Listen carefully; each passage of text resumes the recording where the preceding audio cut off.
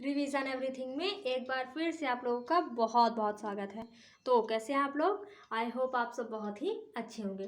देखिए, इसके पहले अकबर के हमने उत्तर भारत के अभियान को देखा था।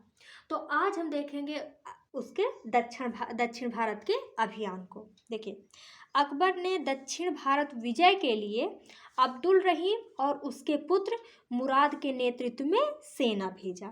इसके पहले भी हमने आपको बताया है और फिर से बता रहे हैं कि अकबर ज़्यादातर युद्ध में खुद नहीं जाता था बल्कि अपने मनसबदार को भेजता था। और यहाँ पे जो अब्दुल रहीम थे ये भी मनसबदार ही थे। और दक्षिण भारत का अभियान करने के लिए अकबर ने अब्दुल रहीम और उसके बेटे मुराद को भेजा था। अकबर दक्षिण भारत अभियान करने वाला पहला मुगल शासक था, क्योंकि आप खुद ही सोचिए, बाबर भले ही आया, युद्ध करते करते उसकी जल्दी से ही मृत्यु हो गई, है ना। 1530 में ही उसकी मृत्यु हो गई। फिर उसके बाद हुमायूं आया, उसका तो जीवन सारा लुढ़कते लुढ़कते ही लुढ़क गया लास्ट में जाके। फिर ठीक ठाक से मुगल गद्दी पे अकबर ही बैठा। इसीलिए दक्षिण भारत का अभियान करने वाला अकबर पहला शासक बना। जो दक्षिण भारत था उसमें 4 प्रमुख राज्य थे।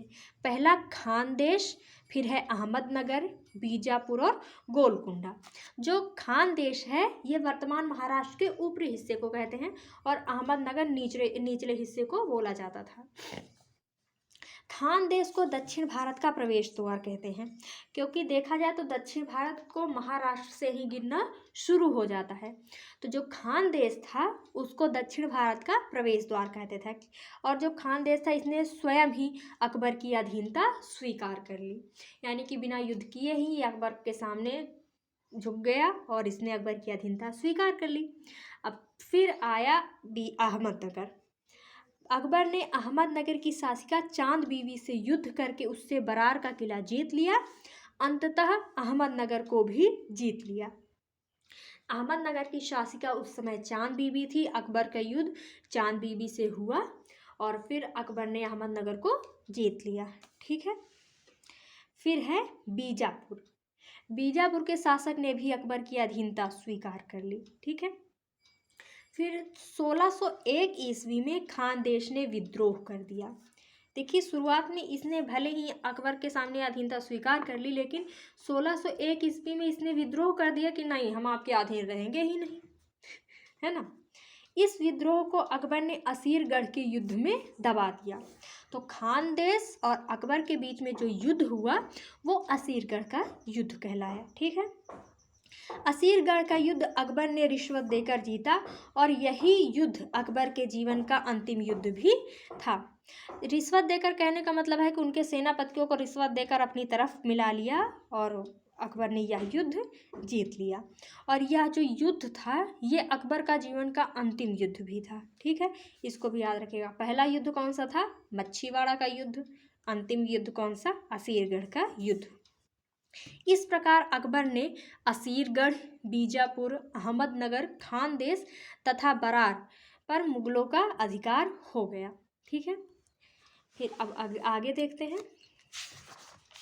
अकबर के तो समझ लीजिए अब दक्षिण भारत उसने जीत ही लिया है ना। फिर 1602 ईस्वी में जहांगीर ने अपने पिता के विरुद्ध इलाहाबाद में विद्रोह कर दिया। इस विद्रोह को दबाने के लिए अकबर ने अबुल फजल को भेजा, किंतु जहांगीर के कहने पर वीर सिंह बुंदेला ने अबुल फजल की हत्या कर दी। अब देखिए, अकबर का शासनकाल शुरू कब से हुआ है? 1556 से। इस वक्त 1502 चल रहा है। बताइए अकबर ने कितना लंबा शासनकाल है ना। अकबर का शासनकाल कितना लंबा है।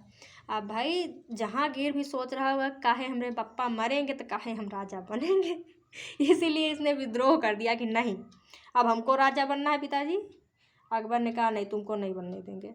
जहांगीर ने कहा इससे कैसे नहीं बनने देंगे। तो जहांगीर ने विद्रोह कर दिया और इस विद्रोह को दबाने के लिए अकबर ने अपने नवरत्नों में से एक अबुल फजल को भेजा और जहांगीर ने वीर सिंह बुंदेला से कह के अबुल फजल की हत्या करवा दी। फिर उसके बाद 1505 ईस्वी में डायरिया के कारण अकबर की मृत्यु हो गई और अब समझिए कि पूरा शासनकाल तो जहांगीर के हाथ में ही आ गया, है ना।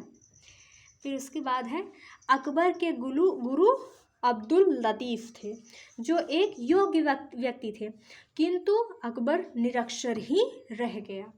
क्योंकि देखिए अकबर की 13 वर्ष में ही राज्याभिषेक करा दिया गया।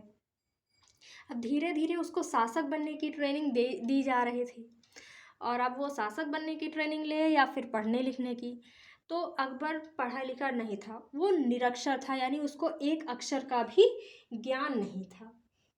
तो यहाँ से आप लोग एक बात ज़रूर सीख सकते हैं कि किसी की डिग्री से, एजुकेशनल डिग्री से उसकी योग्यता नहीं नापी जा सकती, है ना। अकबर भले ही निरक्षर था, लेकिन उसका शासनकाल बहुत ही बेहतरीन माना जाता है मुगल काल में। और आप देख लीजिए तुगलक वंश में मोहम्मद बिन तुगलक को, बहुत ही इतिहास का सबसे ज़्यादा पढ़ा लिखा शासक था, और उसी के समय सल्तनत काल का सबसे ज़्यादा बिखराव हुआ, और उसने ऐसे ऐसे अजीबो गरीब फैसले लिए जिसने उसके शासन काल की धज्जियाँ उड़ा दी, है ना। तो किसी के एजुकेशनल डिग्री से आप उसकी योग्यता नहीं माप सकते। हाँ, जो एजुकेशन होता है वो हमारा मानसिक विकास करता है, हमें दूरदर्शी बनाता है, लेकिन अगर सिर्फ़ और सिर्फ एजुकेशनल डिग्री की बात की जाए तो हमारी एजुकेशनल डिग्री हमारी योग्यता निर्धारित नहीं कर सकती, और ये बात अकबर ने साबित कर दी। अकबर ने बहुत सारे ऐसे काम किए हैं जो सल्तनत काल में फ़िरोज़ शाह तुगलक ने भी किया था, इसलिए फ़िरोज़ शाह तुगलक को सल्तनत काल का अकबर कहते हैं। तो आपसे पूछा जाए कि बताइए सल्तनत काल का अकबर किसे कहते हैं, तो फ़िरोज़ शाह तुगलक को कहते हैं। अब आप पूछेंगे कि कैसे कैसे काम, क्योंकि देखिए जो फ़िरोज़ शाह तुगलक था इसने भी कई तरीके के कर हटाए थे, और अकबर ने भी तीर्थ यात्रा कर हटा दिया, जजिया कर हटा दिया, यानी कि इन दोनों में भी समानता हो गई। उसके अलावा बहुत सारे ऐसे सामाजिक कार्य हैं जो फ़िरोज़ शाह तुगलक ने भी किए, अकबर ने भी किए।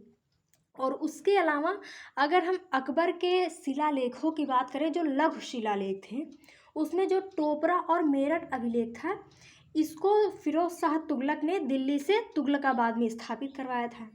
और जो अकबर था इसने रानी अभिलेख जिसको बोला जाता है, या फिर कौशाम्बी अभिलेख बोल लीजिए, उसको भी उसने कौशाम्बी से इलाहाबाद स्थानांतरित कर दिया। तो बहुत सारे ऐसे कार्य हैं जो फ़िरोज़ शाह तुगलक ने भी किए हैं और अकबर ने भी किए हैं।